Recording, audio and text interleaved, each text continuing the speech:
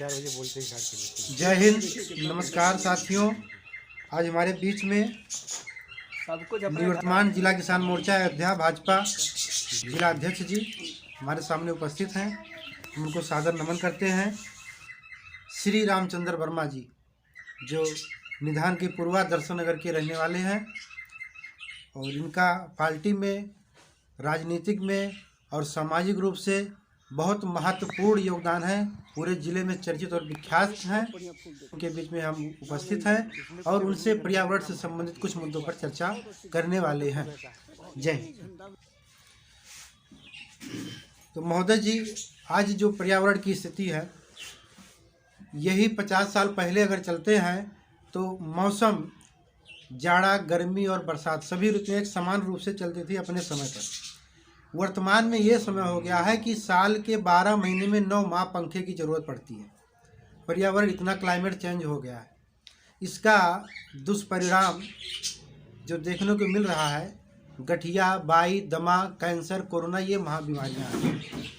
तो इस पर आप क्या कुछ कहना चाहेंगे लोगों को जागरूक करने के लिए? थोड़ा सा अपना विचार दें इस पर।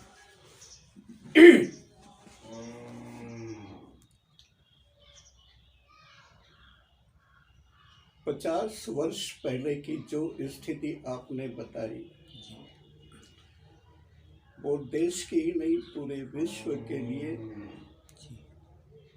शांतिमय वातावरण, स्वच्छ वातावरण, प्रदूषण रहित वातावरण में यह संसार जीता था, जीवन यापन करता था। विकास भी जीवन का एक आवश्यक अंग है देश के लिए। विकास हेतु मशीनीकरण का प्रचार की आवश्यकताएं का प्रयोग बढ़ता गया और ऐसे इंडस्ट्रीज, फैक्ट्रियां भी बहुतायत रूप से लगती चली गई, जो धुआं निकालने वाली, प्रदूषण से पैदा करने वाली पूरे संसार में। अधिकांश उत्पादन विकसित देशों में अमेरिका, इंग्लैंड,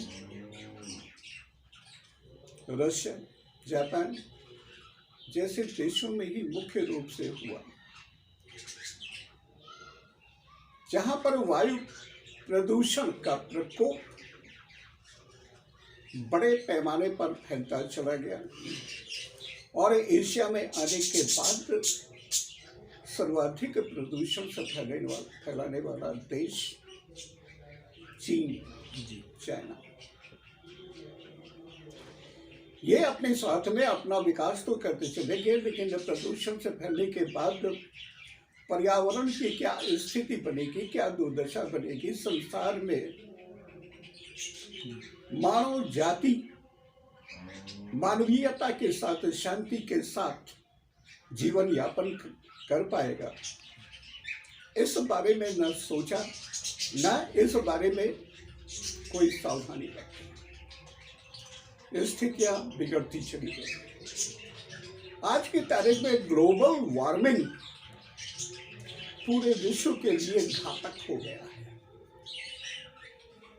पूरा विश्व त्राहिमाम कर रहा है। जो पर्यावरणविद हुआ करते हैं और भी प्रदूषण संबंधित वैज्ञानिक पूरे देश में आने वाली स्थितियों से अवगत होते हुए देश को, पूरे संसार को अवगत कराने का कार्य कर रहे हैं, सावधानी बरतने का भी कार्य कर रहे हैं। उसके उपचार के लिए, उसके उपाय के लिए भी लगातार शोध कार्य हो रहा है, लेकिन कुछ देश तो मानने को तैयार ही नहीं। फ्रांस में पर्यावरण संबंधित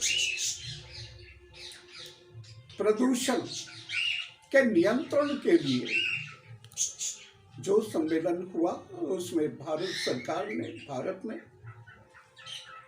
अहम भूमिका अदा की थी। पूरे विश्व में सराहा गया।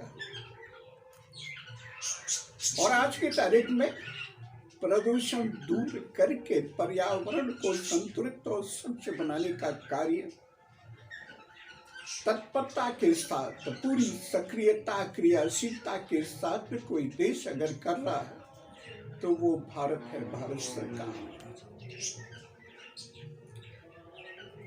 भारत सरकार ने यह भी वादा किया है कि 2030 तक भारत में होने वाले प्रदूषण को हम कम करेंगे। और भी 2-3 दिन पहले ही भारत सरकार ने निर्णायक रूप से ये नीति बनाई है कि 2070 तक पर्यावरण प्रदूषण को समाप्त कर स्वच्छ पर्यावरण को स्थापित करने का कार्य हम करेंगे पूरी दुनिया में। आज की तारीख में G20 विकसित देशों का संगठन के अध्यक्षता भारत को मिली है। भारत अनेक राष्ट्रीय अंतर्राष्ट्रीय मुद्दों पर चर्चा विचार और समाधान हेतु उपाय ढूंढने,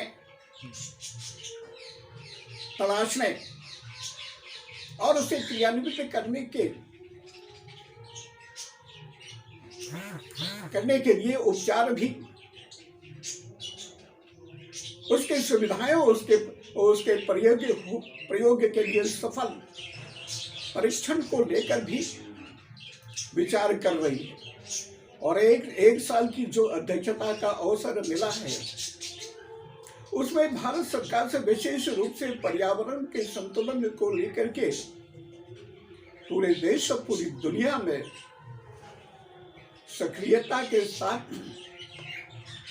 प्रदूषण रहित भारत, प्रदूषण रहित संसार के लिए कार्य करेगी। ऐसा सरकार का निर्णय है, सरकार की नीति है, सरकार का फैसला है।